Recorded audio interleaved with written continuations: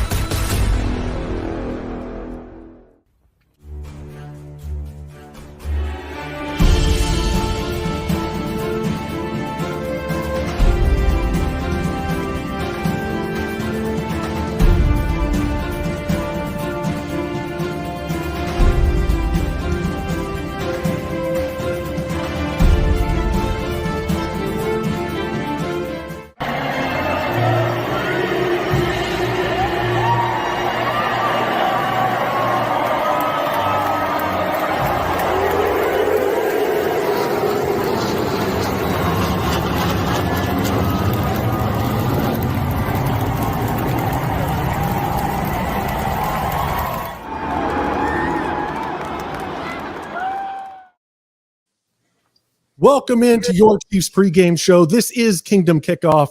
I'm Noah Groniger, being joined alongside Clint Schweitzer, the man of the hour, the star of the show, former Chiefs offensive lineman, former GCTV5 Chiefs pregame host, Rich Baldinger. A lot of pressure.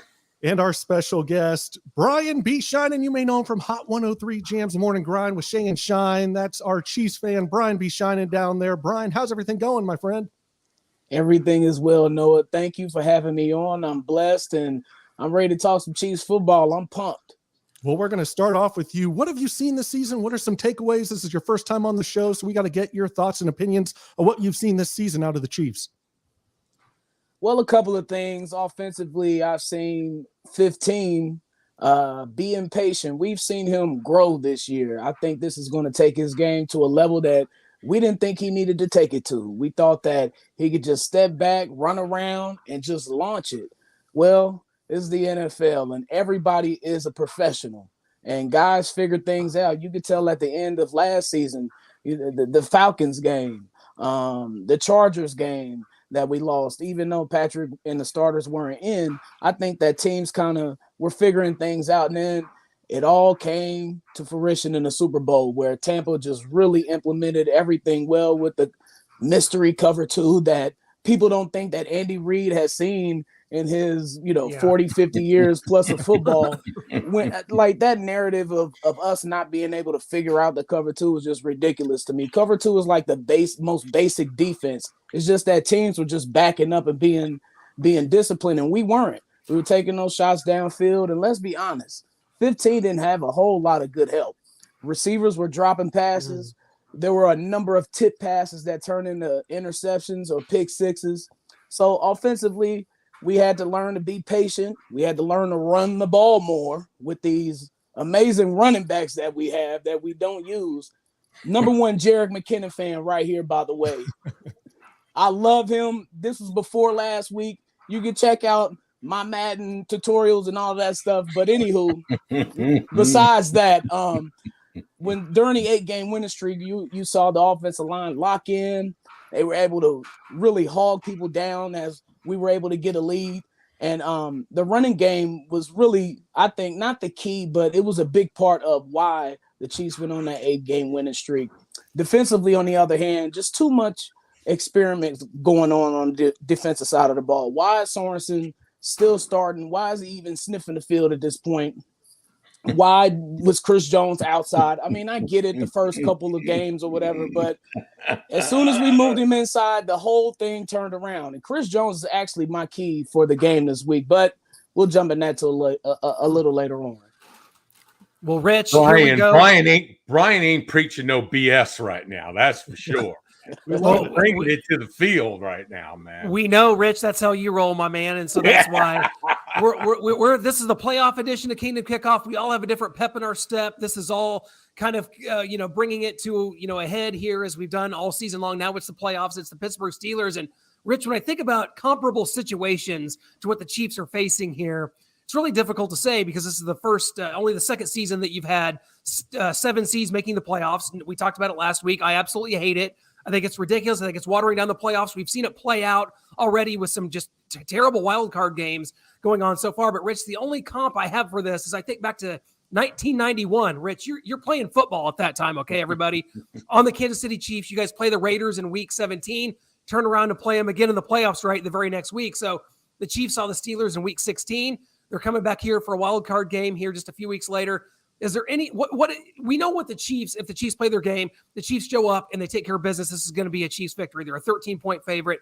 We know that there's a mismatch here, but what is the route for the Steelers here? We talked last time about TJ Watt. He only had 1 tackle. Is it going to have to be a game where there's just several things go wrong? The Chiefs are turning it over, problem, and the Steelers being the benefactor of big plays on there. So what is the route for the Steelers here? Because I'm not able to concoct one in my lab here with my mathematical equations.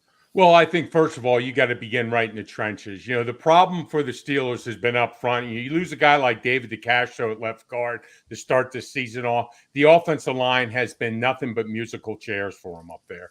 And it's been a problem. I mean, Big Ben's been under duress every time he throws the ball. You look at some of the games just last week against Baltimore with them trying to run the football. It was ugly. I mean, really ugly for them. So it's got to start there, guys. If you're a Steeler fan, if they cannot do better with the front five, and this is why a lot of guys wondered in Pittsburgh why they took Najee Harris as a first-round pick and didn't address the offensive line. They knew they were going to lose Villanueva in free agency. So anyways, they've got to start there. I think some of the other things they look at for them maybe to go a little hurry-up offense. That seems like the one thing they've done in the second half of games because first half, they're still not scoring any points. Second half, they tend to get their wheels going. So look at them maybe to go a little hurry-up offense. Schuster's back on the outside, so they're going to try to get him over the middle one-on-one. And again, as we talk about Sorensen, listen, this is a guy I don't understand why they have him in the back end of the defense.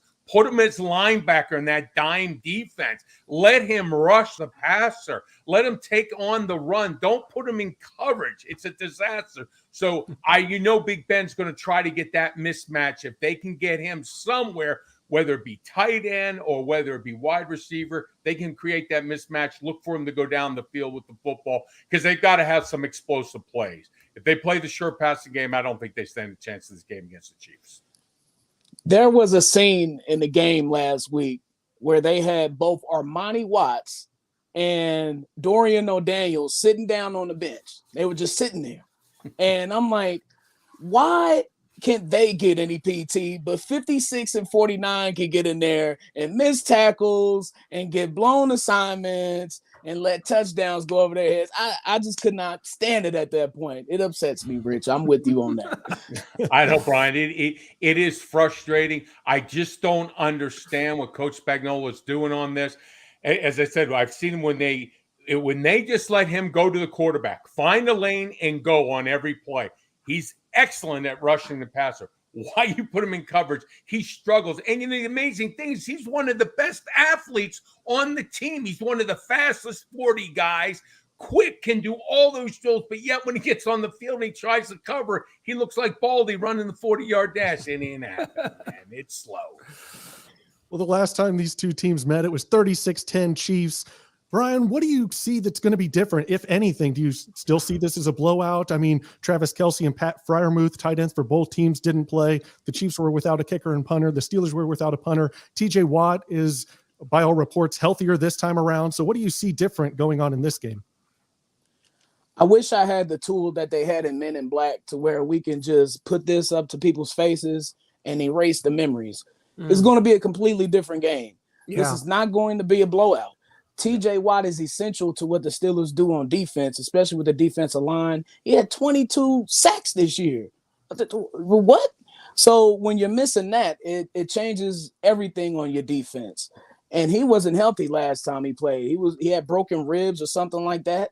Wasn't 100%. And believe me, that takes a bite out of your defense. Minkah Fitzpatrick is not the same. Neither are any of the other tools that the Steelers have. So the Chiefs are going to have to work for it a little bit more in this game. Andrew Wiley, I am so concerned. And Rich, you're a lineman. I was a lineman when I played football. And we know that Highway 77 can be open sometimes. I hope it's closed with TJ Watt coming to town. But Lordy, Lord, it's like Olay sometimes with 77.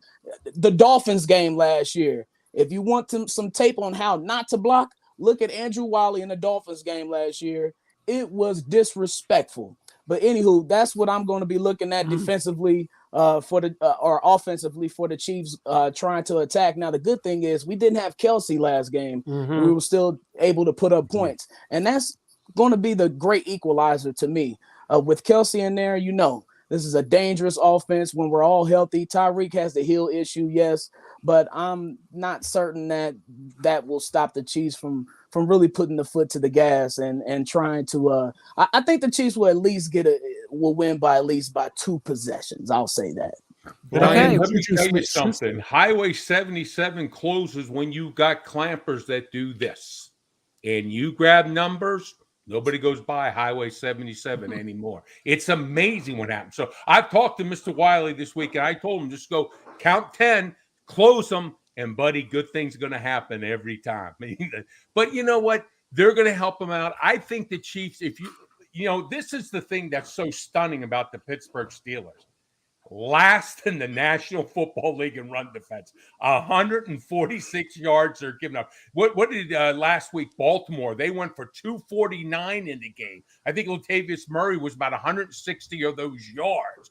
So if you're looking at things, you got to look at the interior of that defense line. We talked about guys like Truitt that got hurt early in the year for the Steelers.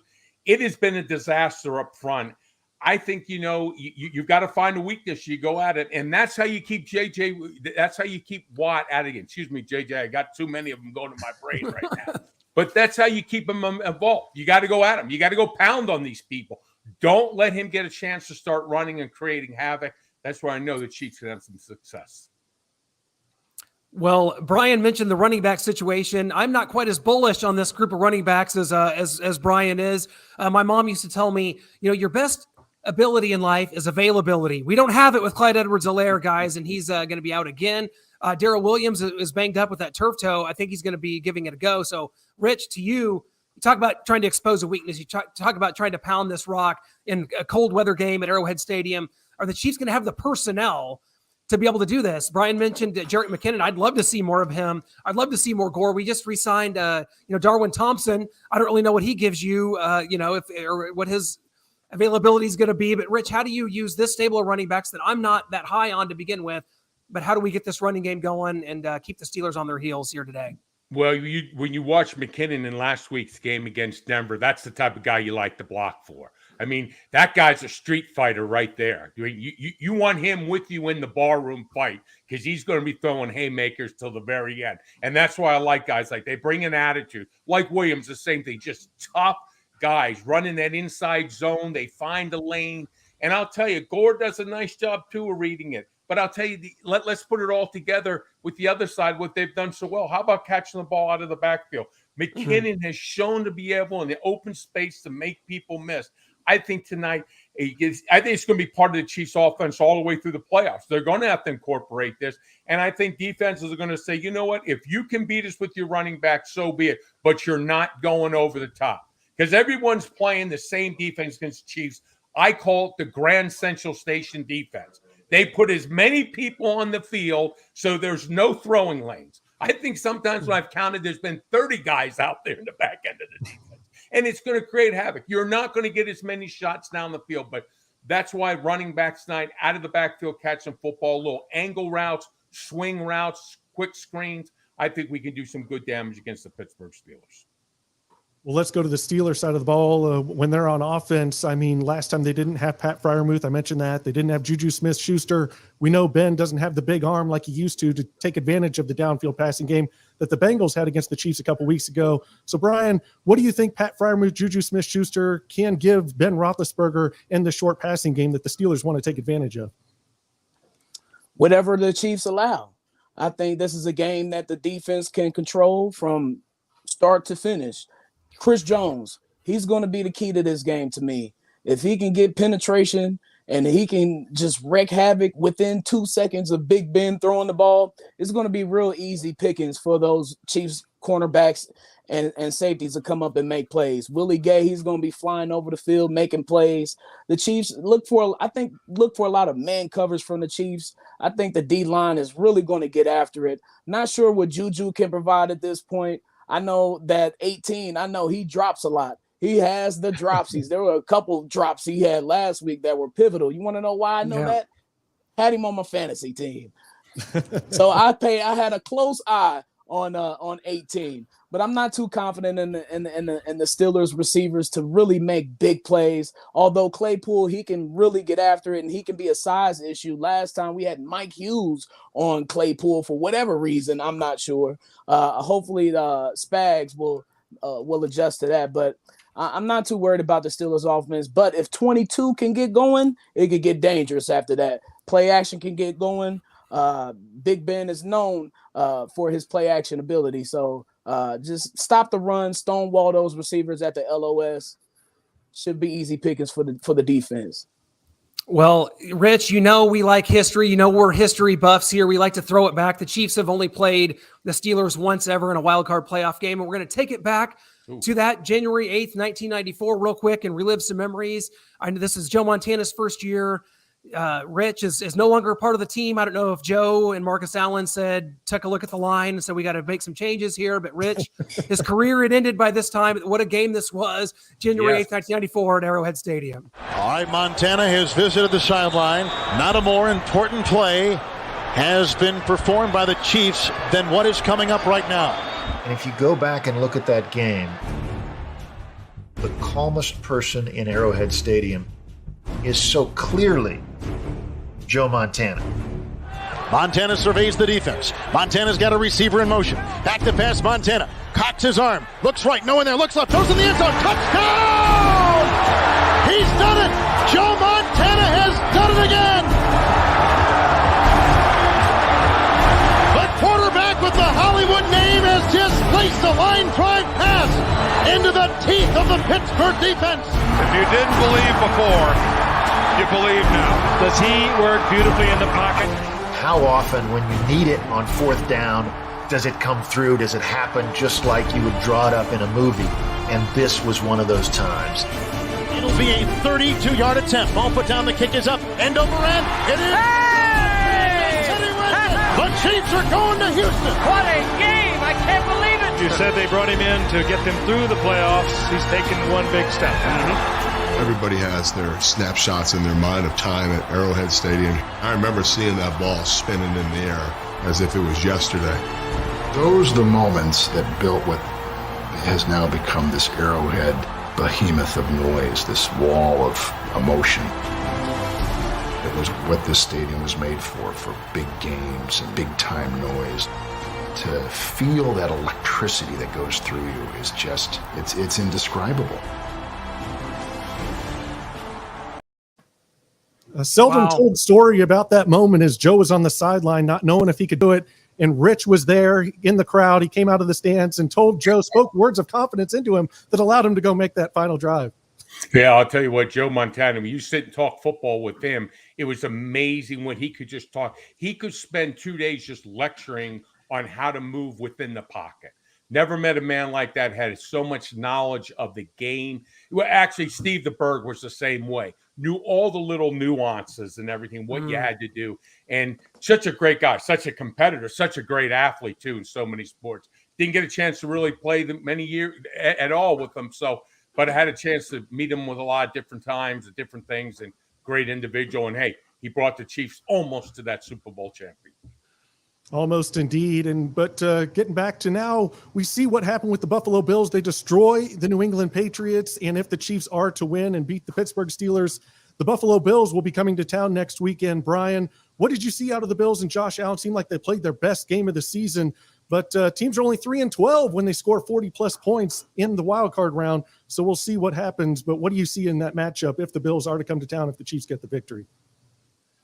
I think that Josh Allen and the Bills took the Patriots very personally last week. And, oftentimes in football, as fans, we look at the league and, I don't know about you all, but sometimes we don't think about the human element. You don't think about the emotion and what teams are thinking about and what they're talking about in the locker room. Well, those guys are professionals too. I say that a lot because everybody in the NFL, they are professional football players for a reason. I say that to say that that the Bills won't have that same attitude coming into Arrowhead next week. That's what I'll say. Josh Allen, he's a one-man wrecking crew, no doubt about it. One of the best quarterbacks in the league, monster arm. He can run through tackles as we saw last night. He's tough. But that's the thing, though, a one-man wrecking crew. They did get the running game going last night. Singletary did show something, and that's something different that the Chiefs are really going to have to pay attention to if we take care of business tonight versus Pittsburgh. So the Bills are going to be a little tough. They might have a little chip on their shoulder, but the Chiefs get ahead by a couple scores, and it's lights out. Well, guys, you could all we appreciate everyone for watching, whether it be on Brian's page or on Starcade Media. We appreciate everybody for commenting and asking questions. But earlier this week, guys, Noah and I had to go behind enemy lines just a bit. We had to bring in a former 11-year player for the Pittsburgh Steelers, Charlie Batch, who backed up Ben Roethlisberger for 9 seasons of his 11, and we cut together some clips here. So we want to take you to that brief conversation we had with Charlie Batch, who's a pro, great guy, and a great competitor for many years for the Pittsburgh Steelers. Well, what are you expecting kind of out of this Pittsburgh Steelers offense? They may need to rely a little more on Najee Harris in the run game. I mean, you see kind of what's going on with Ben Roethlisberger. His arm strength isn't there in his final season here. But the Chiefs have had trouble in kind of the downfield passing game. We saw what Jamar Chase was able to do. But is Ben going to be able to push the ball down the field to Chase Claypool or Deontay Johnson to take advantage of that, or are they going to have to rely more on that run game? Well, I think they're going to probably have to rely more on the run game, and I think this is going to be important to really see where Harris is at this point because he injured his elbow early into the Baltimore game. He missed a lot of time and then came back in that fourth quarter to really get it going. He's missed some time this week with practice, but fully expect him to be ready to go for this particular game. But I think when you just look at where the Steelers are at, they're going to have to take advantage of, like you mentioned, that downfield passing. But that has been a weakness for the Steelers this year. They have not thrown the ball. And when you look at their passing charts, they don't use the middle of the field. So if you're a defensive coordinator, you're going to say, we know because 90% of the time this regular season, you did not throw in the middle of the field. So they're going to limit those options. And then now you see it's going to put more stress on those corners because essentially it's going to be go routes, that 50-50 ball that we all like to call it. And you hope that it goes the Steelers' way. But to me, it truly buys into the fact that you have to control that time of possession. you have to eliminate it and try to hit those plays down the field. And it's going to be really important for Chase Claypool to get involved because you know the attention is going to go to Deontay Johnson. This has to be a big moment in Chase Claypool's first playoff game to show if you want to be that elite receiver, the whole country is watching. Go out here and prove it. Well, Charlie, you're a two-time Super Bowl champion, right there alongside in the same quarterback room with Ben Roethlisberger for 9 seasons, I think it was. Just talk to us about the man. And it wasn't until 2013, 2014, somewhere around there when he threw for 4,952 yards that people outside of Pittsburgh was like, wow, this guy can actually throw the football. Like really, like he's been doing it his entire career. But I think now when you look at where he's at, over 63,000 yards passing, and now with the respect that he's getting, he's essentially in all top 5 passing categories. So it's impressive to see where he's at. But I know the one thing that hinders him at this point, it's been 10 seasons since he's been back to that Super Bowl. And of course, we lost that against the Green Bay Packers. So when you haven't got there in 10 years, trust me, this is at the top of the radar, especially as everybody's speculating that this could potentially be his last game. And you can see all Chiefs fans right now are all kind of making sure, hey, last game for sure, that they're coming from their end. And all Steeler fans are saying, hey, we're just trying to go one step at a time and trying to extend Ben's season. Yeah, we've seen some images floating around. This is Ben Roethlisberger's retirement party. We're throwing it at Arrowhead Sunday night. Be there, be square. But we'll see what the Steelers have in store. Is like you mentioned earlier, Tyreek Hill in that last game seemed a little bit injured with his heel. Travis Kelce was limping off the field at the end of the game into the tunnel. That could be a big key for these Steelers. Yeah, well, you know, all the attention is going to go to TJ Watt, rightfully so. 21.5 sacks. Hopefully they changed it to give him the actual record. Which was pretty cool to watch, especially when he missed 2.5 games this year. So, I mean, what his body of work has done, you know, that's going to be a focus on the Chiefs' behalf to know where he's at and where he's lining up. But in the middle, man, Cam Hayward, he is really dominating up front, Pro Bowl caliber player, and proving that he still belongs in this league. But now it's up to the rest of the guys. Okay, what is Alex Highsmith going to do on the other side? And if I'm Alex Highsmith, I'm thinking to myself, this has to be a game that I show up. Why? Because Melvin Ingram is on the other side. They traded him away from here in that big play that he made last week. Everybody's talking about it here in Pittsburgh as we're all sitting back saying we could have used that here. But either way, this I want to see where Alex Highsmith is and where he steps up, knowing that the guy that was traded away is on the other side, knowing to look to make plays against Ben Roethlisberger. So those are two guys that I'm looking to watch. You guys didn't want a hostage in Melvin Ingram. That's what he. It's one of the things like. You know, you're like, oh, you're like, you know, and I mean, people laugh at the quote, volunteers, we want volunteers, not hostages. I'm like, nobody is out here playing the game for free. So nobody is a volunteer. So let's start there. So I get it when it comes to that. But yes, when you look at the manner, and a lot of that just stemmed from conversations, and we weren't part of the conversation that took place between Melvin and Steelers organization at that point. But essentially it went probably somewhat to this point, hey, you're going to have a chance to compete. That obviously didn't materialize because Alex Smith actually ascended in the manner that made him say, now it makes you expendable. And when Melvin Ingram saw that, listen, that's fine. Respectfully, I like him as a person. Cool. Let me do my thing and extend my career. Unfortunately, I'm sure the Steelers didn't think that they would be playing the Chiefs twice this year after trading him. Yeah. Then you hear it there. It seems like they're still kicking themselves over that Melvin Ingram trade. Maybe we shouldn't have done that. Now we got to play him again in the playoffs. Yeah, and just with Melvin Ingram, we talked about rushing the passer, but I'll tell you what, you turn the film on and you watch this guy in the trenches and what he does on the edge, the tight ends and also tackles, also working on the backside. And then, of course, against the Denver Broncos, they put 3 tight ends over. Let's not block 24. Let's just let him run off the mountainside and KR running back for a fumble, you know, create the fumble, and then Bolton going all the way the distance and won the football game for the Chiefs. So he's been a player. He's been an impact guy. He can still bring it. He's got the speed, but what I love is he's still got the power and the bull rush. He'll walk anyone right back to the quarterback. The Broncos saw 24 and thought it was a corner, and they're like, forget it. I guess it might have been something to do with that number. And I on the replay, you're sitting there scratching your head, and you're going, how do you not anybody just touch this guy? It's just, and you wonder why the Denver Broncos are in the situation that they are. You know, it's plays like that. You go through every game, you can count them up. That's the reason why you're not winning the National Football League. Well, Brian, I got to go to you on this because we just got word here, the pregame injury report. Darrell Williams is in, Tyreek Hill's in. We kind of expected that, but we've talked about this receiving core all year and how beyond, Tyreek Hill, beyond Travis Kelce, that it's sort of a mix and match. It's sort of a plug and play situation. You've had Pringle step up? Who's the number 2 receiver? Is it Pringle? Is it McCole Hardman? To me, you've got 3 guys in Hardman, and certainly Demarcus Robinson and McCole Hardman. They're the same guy to me, Brian. So what do the Chiefs have the firepower, the weaponry at the skill positions to go the distance here this year? When you see what Cincinnati is rolling out there, you got so much great young talent out there, especially in the AFC. Do the Chiefs have the firepower here to weather this storm, these 3 games? Yeah, absolutely. We do. I think we have more than enough. I think that you got to stop not you, but I think everyone has to. Me for one, because I do this too. But I think we have to stop thinking about the Chiefs having a number 2 receiver. I'm not sure if Travis Kelce's the number 2 receiver, or if he's the number 1, then Tyreek is the number 2 receiver. But to me, it's all about the weaponry we have. Last week, we were able to see McCole Hardman just absolutely ball out when he had to. Tyreek couldn't play, and we needed him in a tight spot, and we needed that game. So I think McCole Hardman has served himself to be dependable. It depends on what role he plays. Now, not necessarily as a receiver. I kind of like him in the cluster role.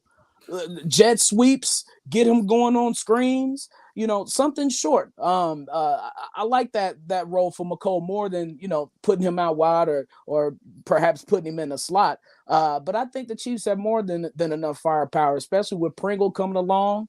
You see Demarcus Robinson, he ain't seeing the touches like he was before. And I'm just saying that Josh Gordon is inactive for tonight's game. Perhaps it was that drop last week against Denver. I love Josh Gordon. I love his story and everything, but we gotta have those balls in those tight situations. But regardless, I do think between the running backs, between Kelce and the receivers, Chiefs have more than enough, especially with 15 behind center. I think, guys, you got to look at Clint. I just think in the offseason, that's where we're going to look at that physical specimen who lines up on the outside at that 6'5", 6'4", can go do the 50-50 game for you. Mike Williams.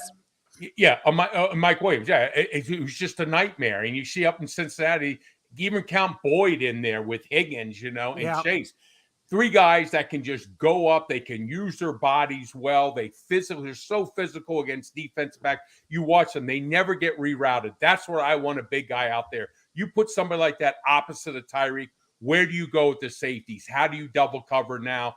Almost impossible. And that's where I think maybe the Chiefs, when you say second receiver, somebody who just has a physical stature, you can go out there one-on-one and make it happen. Hey, what would the Chiefs offense look like if it had a Cordero Patterson or a Deebo Samuel in it? Oh man, look, and to your point, Rich, we haven't seen 15 with a big receiver like that. Yeah. The closest thing we've seen was Fortson, and you saw what he was able to do with him in the few games they played together. Interesting, yeah. If only we could have somehow gotten DK Metcalf. I know he went to her. There's no way that could have happened. We ended up taking McCole Hardman. And Brian, I hope you like that role for McCole Hardman as a gadget player, a DeAnthony Thomas, a Dexter McCluster, because that's the only role he can fit. If you put him in the slot or out wide, he can't run a route to save his life. He doesn't have a good vertical. He can't locate the ball. I mean, he's just lost out there at receiver. So I hope you like him in that gadget role because that's the only thing he can do. For a second-round pick, too. That's unfortunate that you drafted to be a starting receiver on your NFL franchise. So, yeah, it's his first 100-yard game, though, last week, guys. We got to start somewhere here in year 3.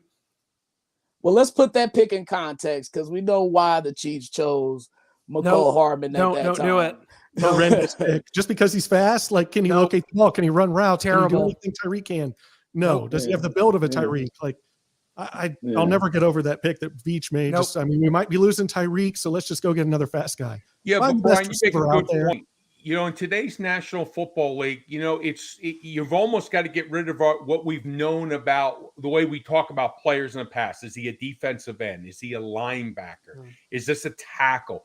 The way the game has changed so much, and it's been infected with the spread offense. Let's be honest. Nobody ever thought the spread offense would become into the NFL the way it is right now. So whoever you get personnel, I mean, just the kid, who's the kid, Cranepool, whatever there for the Pittsburgh Steelers. You watched him last week against Baltimore. They had him doing these end arounds, these reverses to get him the ball in open space, and then he showed his speed and power running. So it's up to these offensive coordinators now of getting these personnel, and it's the creativity of these guys. Where do you get them? Where's the best place for them? And that's where you look at Andy Reid. Is there anybody better in the National Football League right now that can take anybody, find a spot for them, and get them big plays out there in the field? And that with Patrick Mahomes, that's what makes this offense unstoppable.